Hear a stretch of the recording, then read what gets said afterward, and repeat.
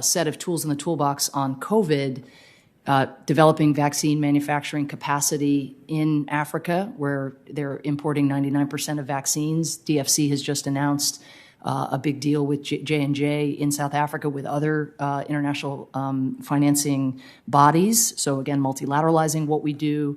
And that's going to bring more than 500 million doses online coming from South Africa by the end of 2022. I think that's just the beginning. And certainly my impression, and as vice chair of the DFC, my impression is that is very much the orientation of the leadership of DFC to meet these needs in developing countries, recognizing that is going to be profitable for everybody over time. Thank you. Senator Paul.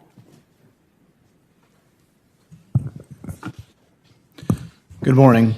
Are you aware of how much revenue the federal government brings in? Probably order of magnitude, but not the specific. It's about $3.8 trillion estimated for this year. Last year, about $3.7 trillion. But we're spending, close to $7 trillion maybe this year, a little over $6 trillion last year. So the deficit was of historic proportions last year, over $3 trillion. It'll be again $3 trillion or more by the time the majority party weighs in. Amidst that massive deficit, do you think that debts matter? Do you think it matters how big a deficit we have?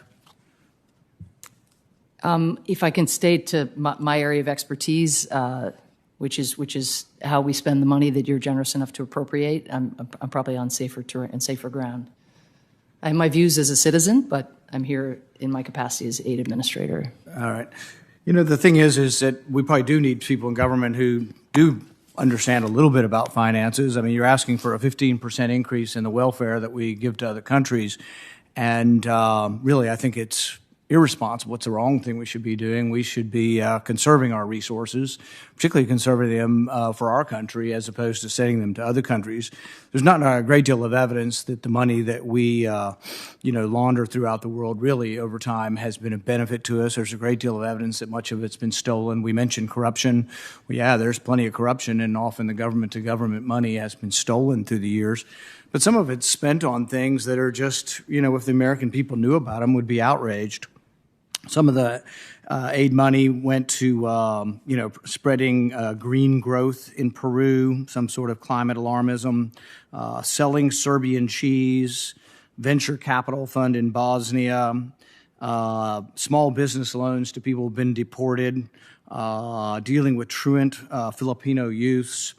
In Afghanistan, we spent $60 million on a hotel that was never completed. It was a shell of a hotel across from our embassy.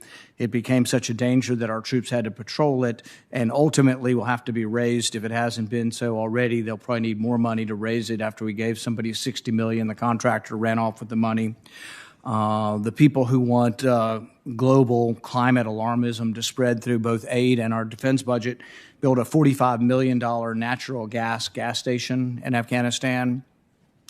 First problem was it was supposed to cost $800,000, and then in the ever lack of efficiency of government, it ended up costing $45 million when initial estimates were $800,000. That was the first problem. The second problem is the average Afghani makes about $800 a year, doesn't have a regular car, much less a car that runs on natural gas. So the thing is that if you look at the history of the welfare that we distribute around the world, you really see a history of both sending it to corrupt nations. If you look at the money sent to the Mubarak family, to Egypt, I think it's $1.5 trillion. $1.5 billion a year, but over like a 30-year period, I think it was 40 some odd billion. Well, Mubarak's kids were each worth about $5 billion. Mubarak himself became worth about $10 billion. And I don't think anybody argues that some of that wasn't getting by taking the cream off the top as our aid came in. But that's the history of it throughout Africa, throughout all of these nations, of people skimming off the top. But it's insulting to Americans. We're running a $3 trillion debt, and it does have ramifications. What we're seeing is inflation throughout the economy right now. It's an insidious tax. It hurts the poor the worst. It's a regressive tax, and we're going to see more of it. But it comes from people who don't seem to have an opinion about debt, who just seem to just go along their way and say, oh, I'm going to help people. I call it the big heart, small brain syndrome. Give everybody money. Give everybody free money. give the world free money because we have a big heart and we want to help people, but we don't see really the ramifications of what the debt's doing to our country, what it'll ultimately do. If you want to see the unraveling of it, look at Venezuela. You know, that's what our future will look like if we consider to not be concerned about debt. So my admonition to you is you should care about the debt and that you should be aware of the debt in coming forward with a budget that asks us to increase by 15% when we'll have a deficit of over $3 trillion this year.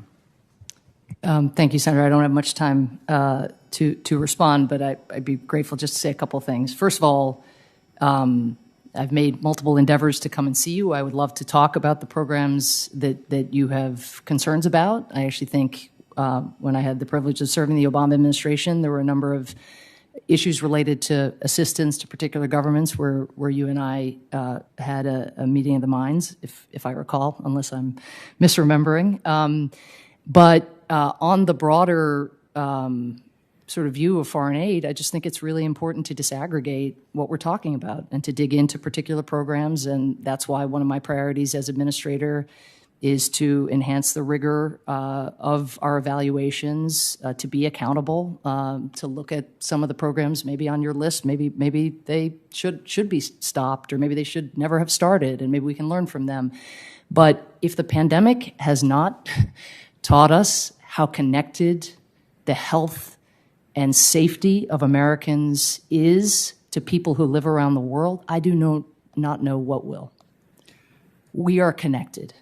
And if we do not invest in global health systems internationally, it is going to be the American people Nobody's arguing that we're pay not the price. connected. It's just whether we have to pay for everything. Well, would you? And so you want the Chinese then to pay and to exact their leverage in that manner? You want someone to do it, but we're to be the freeloader on a Chinese-led world order? I'm not for that.